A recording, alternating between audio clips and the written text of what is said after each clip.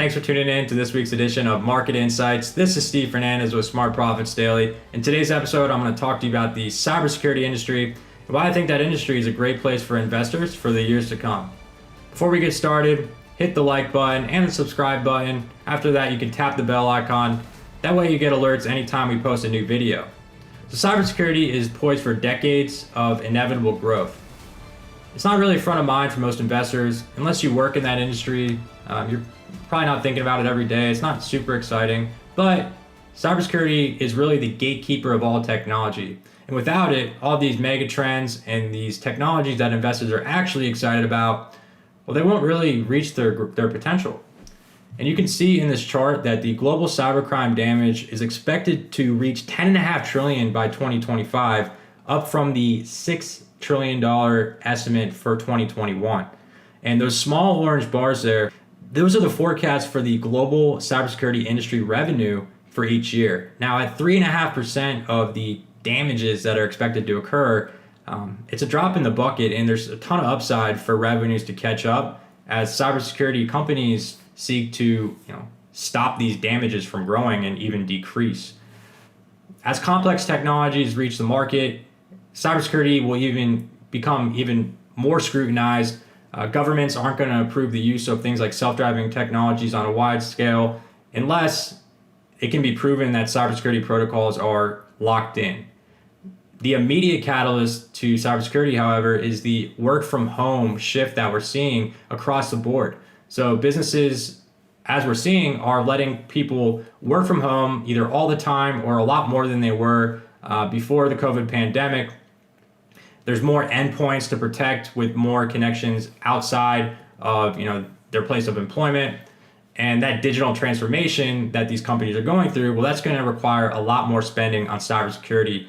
And companies are already worried about that. IBM did a case study in 2020 where they asked a bunch of companies questions about remote work and cybersecurity, and 76% of those companies said they expect the time to increase for detection and containment of cyber threats, and 70% said they expect that the actual damages in terms of cost will increase. Cybercrime will likely become a leading form of terrorism if it's not already. You can think that if a entity decides to make a malicious attack on a power grid or telecommunication system, it could really take that area back into the Stone Age and disrupt life more than most people can imagine.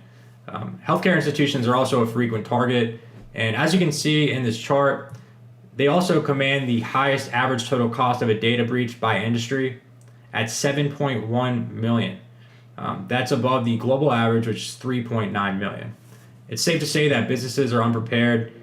It took, on average, 270 days to detect a data breach in 2020, and after it was detected, it took an average of 280 days to actually get it fully contained.